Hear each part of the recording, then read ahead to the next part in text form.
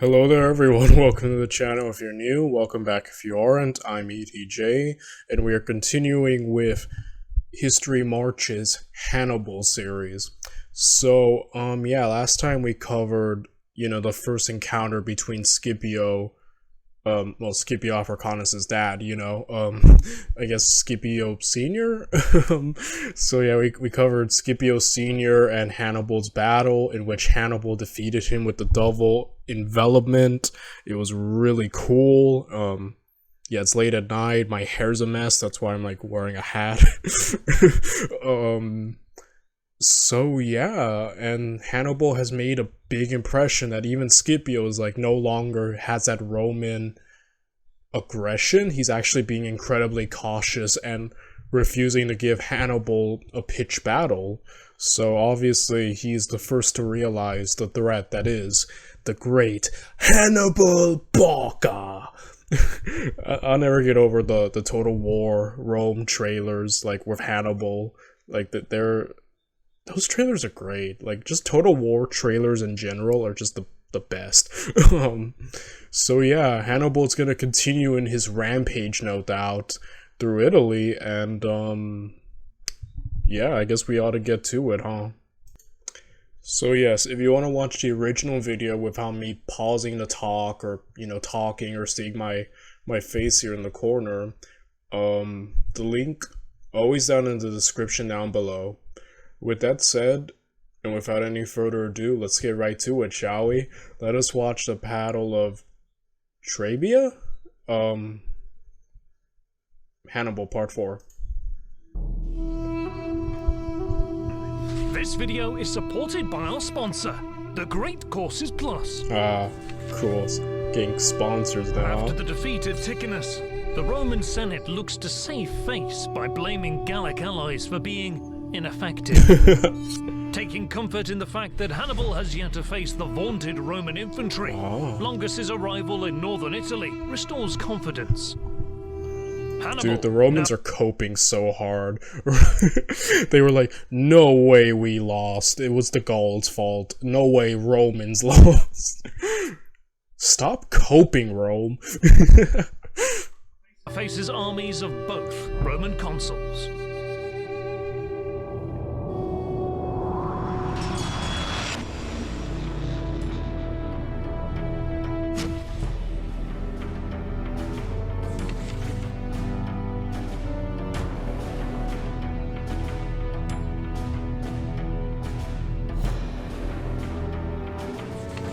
It's early December, 218 BC. Publius Scipio's life still hangs in the balance due to wounds he sustained at Ticinus. But, ironically, his troubles are only just starting. His defeat at Ticinus has major consequences for Rome. It directly caused the garrison at Clastidium to surrender the town's massive grain depot. This strips his army of food reserves and disrupts his supply lines, making any advance into enemy territory a risky venture. At the same time, Hannibal finally replenishes his own reserves, which were dwindling ever since he descended from the Alps, right until the clash at Ticinus just a few days. That's interesting. Hannibal didn't really have a supply train, right? And to my knowledge, Carthage wasn't supplying him with food ever. So he didn't really have a supply train back to his home base of, Hispania. So yeah, Hannibal kind of had to rely on, living off the land and living off, Roman land.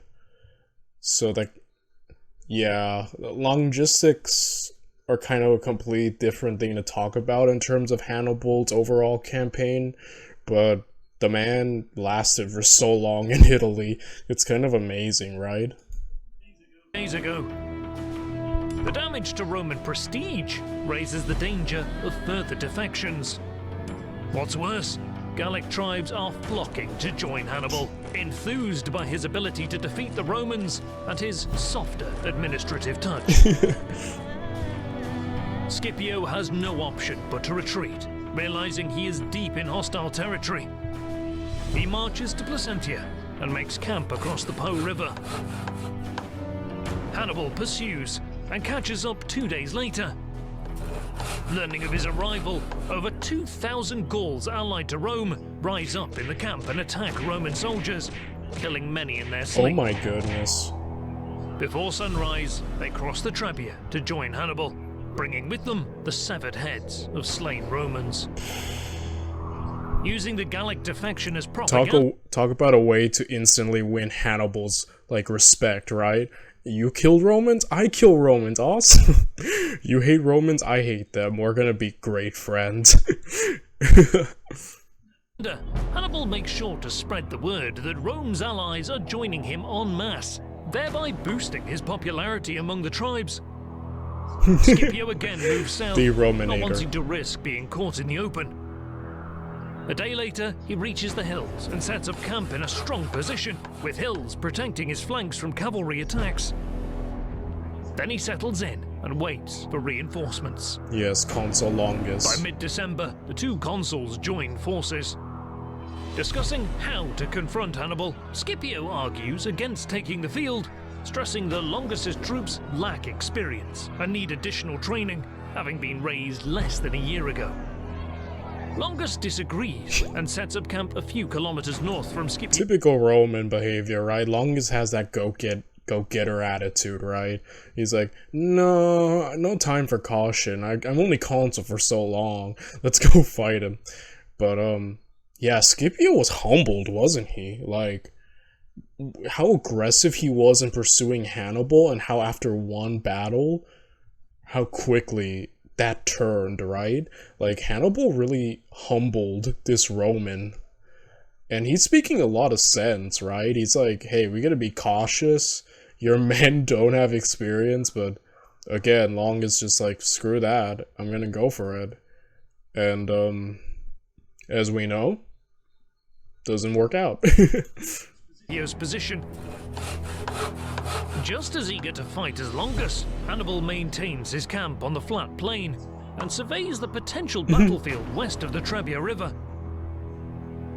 Meanwhile, he sends a raiding party to ravage the area along the river, suspecting that Gallic tribes living there, who pledged allegiance to him, are now negotiating with the Romans. It's unclear if the Gauls intended to betray Hannibal, but with their villages now being raided, some of the tribesmen appeal to the Romans for help. Longus promptly sends 1,000 velites across the river to attack the raiders. With Hannibal's troops scattered across the area and encumbered by plunder, Roman troops start picking off small groups of Carthaginians, quickly routing the raiders. Seeing this, troops on duty outside Hannibal's camp rush to the aid of the retreating raiding party. The fighting is fierce, as both sides want to prove their superiority, but the Roman velites are soon forced into a fighting retreat. The skirmish escalates rapidly, spreading across a large area. More and more troops from each side join in. Pockets of clashes develop as neither side is able to shore up its ranks. It becomes apparent that the chaotic skirmish might turn into a full-scale battle that neither commander will be able to control. Hannibal takes the initiative. He stops sending more troops into the fray, trying to avoid a battle that he did not plan and can do little to influence. He then audaciously rides out in person and rallies the scattered troops. He pulls them back and arrays them in a line outside the camp. The Romans Telling you, man, Hannibal's a true leader, dude. He's not afraid to get his hands dirty, goes out there personally. Love it. Love Hannibal here. We stand Hannibal on this channel, dude. advance, but Hannibal restrains his men from advancing on the enemy. The Romans too halt their advance, refusing to attack the well-positioned Carthaginians, who can now be supported from the camp with projectiles and fresh troops. The day draws to a close.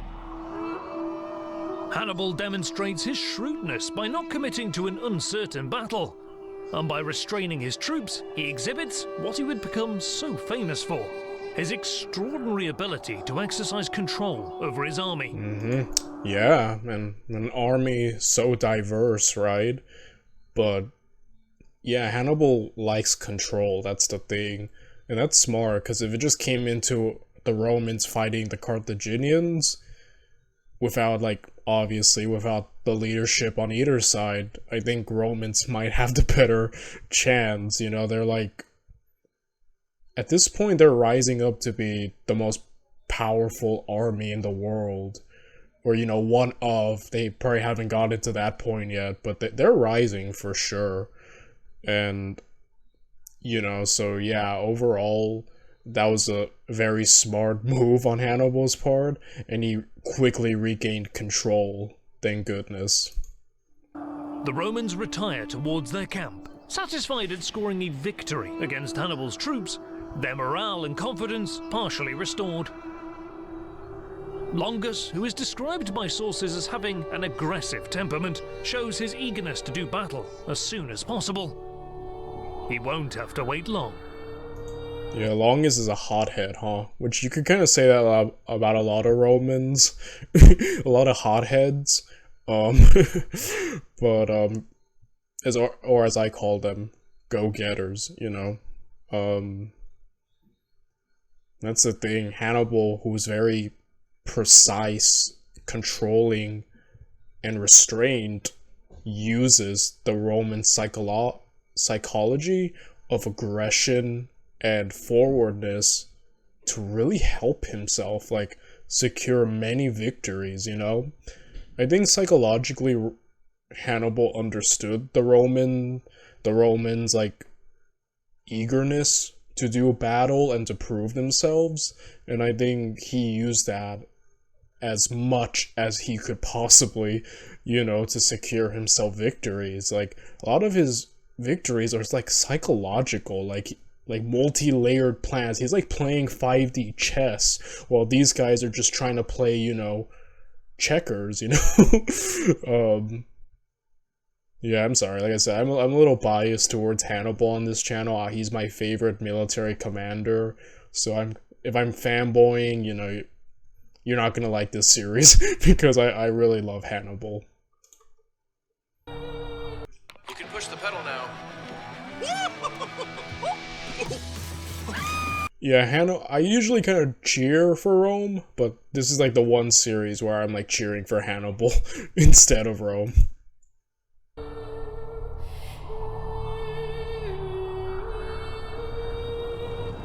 At dawn, Roman guards sound the alarm. The Carthaginians are attacking the camp. Awoken to projectiles flying over the palisades, Roman troops are ordered to get ready for battle.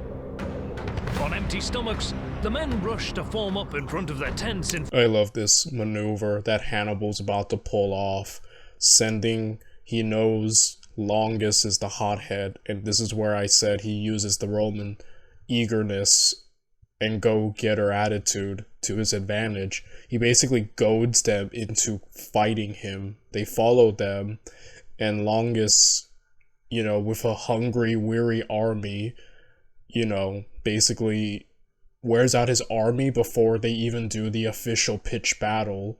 And then just a cherry on top, I believe Hannibal put a sneak attack, people hiding to flank them. We're about to see it, but just genius, brilliance. frigid conditions. Longus sends all 4,000 of his cavalry against the Numidians, closely followed by 6,000 Velites. But the Numidians soon break off. As the fighting moves north, the fast cavalrymen engage in hit-and-run tactics. Longus marches out with the rest of his army to meet the enemy. Heavy infantry forms into 3 columns, each some 3.5 kilometers long. They lag behind the cavalry and Velites, but make steady progress. Numidians continue to avoid a direct confrontation with the Roman cavalry and Velites. Meanwhile, Hannibal gathers his officers to lay out his plans. He offers words of encouragement and orders them to ready the men for battle. Well rested and well fed, Carthaginian troops take to the field. Again, that control from Hannibal. The man uses every advantage he can before the main battle even commences. He's so cerebral. It's amazing. To the east, the skirmish continues. The Numidians find themselves backed against the Trebia. They start crossing the river as they continue to pull back, pursued by the Romans. Arriving with the infantry and eager for battle, Longus orders the army to deploy on the western bank. The three columns begin crossing, chest deep in the freezing water. Whose idea was this? Longus's, of course. But yeah, see what I mean? Longus just kind of neglected the health of his men, while Hannibal put a top priority to make sure his men were as properly ready for combat, while Longus's are cold, freezing, tired, hungry, just dang, man. He schooled them right here, man. Hannibal sends 8,000 infantry forward to support the Numidian retreat and to provide a screen for his own deployment. He then moves his main line about 1 kilometer towards the approaching Romans. Across the field, Longus's army takes several hours to deploy. After fording the cold Trebia, his men are hungry, soaked, and standing in the near freezing temperature. The Roman Dude, I'm sorry, I'm just in awe of the way Hannibal orchestrated all of this. Like, the man's a genius. He's an evil genius. You know, he's a mad genius. The absolute mad lad. Saul places his velites in the front, forms his veteran infantry in the center, with Gallic and allied infantry on either side, and cavalry on the flanks. Hannibal deploys his infantry in a thin line, Gallic allies in the center, with Spanish and Libyan infantry on either side. Elephants flank the infantry, while the Numidian and Gallic cavalry is further wide. Around noon, Longus orders his entire line to advance, confident in the clear numerical advantage of his heavy infantry. The Romans advance in good order. The flat plain, free from any obstacles, seems an ideal battleground for their style of warfare. Meanwhile, Hannibal holds the line, letting the enemy come to him. Skirmishers get into range and begin exchanging projectiles. With Balearic slingers in their ranks, combining with javelinmen, the Carthaginians quickly get the upper hand against the Roman velites, who used up many of their javelins while pursuing the Numidian cavalry earlier in the day. Dang. Skirmishers from both sides withdraw through the gaps as the main lines of infantry close in. The heavier, more compact Roman infantry pushes the Carthaginian line back, causing heavy casualties to Hannibal's Gallic infantry in the center. On the flanks, Hannibal orders his cavalry to push forward. Some of the Roman horses become frightened by Hannibal's elephants, causing disruption within the ranks. But groups of Roman velites, specially trained to deal with elephants, mix with the cavalry and attack the terrifying beasts, wounding and killing many. Eventually, the Numidians manage to overwhelm and advance against the Roman cavalry. But despite Roman flanks being pushed back, the Carthaginian center is crumbling. Veteran legionnaires are hacking through the Gallic infantry. Without any reinforcements available, it seems that Hannibal cannot stop the onslaught.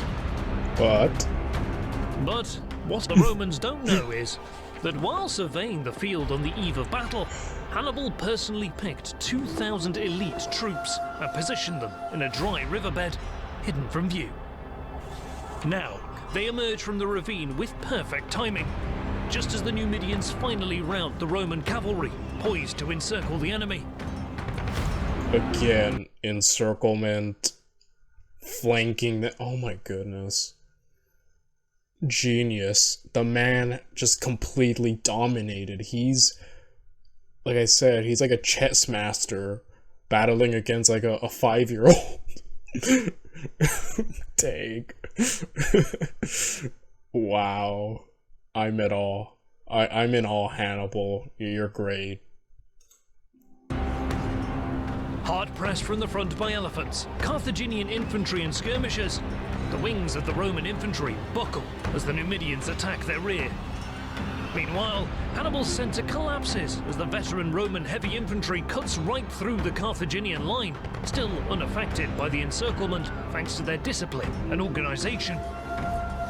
However, realizing the battle is lost, the legionnaires retreat back across the river to Placentia, maintaining their battle formation. Roman casualties are heavy, likely around 28,000 dead or wounded, while the Carthaginian losses are much lower, between 3,000 and 5,000. Dude, look at those numbers. The fact that Hannibal could do this much damage to Rome, who are on the rise right now, to be like the world's main superpower, is insane. The dude like destroys armies. And, you know, Rome's biggest advantage is they can just grow new ones out of nowhere. But the dude single-handedly just wiped out several Roman armies. And it's all him. Like, oh, dude, just look at that. That's insane. That's a slaughter right there, dude. That's like when you watch like early Napoleon victories, like in Austerlitz and whatnot, and you just see the huge difference, and you're like, oh my gosh. Dude, Hannibal played that perfectly. You just see all of his strengths portrayed right there, right? Control, stealth, brilliant tactics and strategy, just everything. I'm in awe. I'm sorry, I'm fanboying right now. What a great man. Losing most of his elephants, possibly all but one, is the only major loss for Hannibal at Trebia.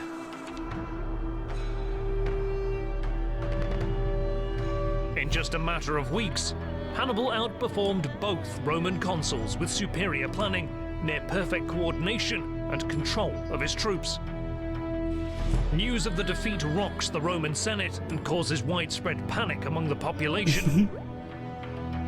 The damage to Roman Hannibal prestige... at the gates. That's a famous saying, right? Hannibal essentially became like the Romans' boogeyman. And I think it was an actual saying that whenever something like was like threatening or like frightening, the Romans would say like Hannibal at the gates or something like that. Yeah, the dude literally became their boogeyman. Just that's awesome. Like even the Romans centuries after were like, yeah, you know, Hannibal, they probably viewed him like, right, the ultimate worthy opponent, right? And just amazing.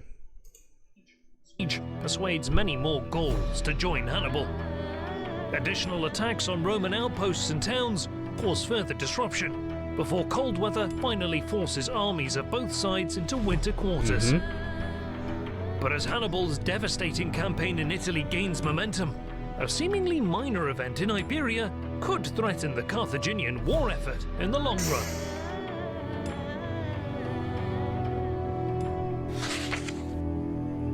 The battles of the Second Punic War belong among the greatest in history, some of which you can see on the Great Courses Plus in the highly detailed, decisive battles of world history. A 36 lecture course that features some of the most...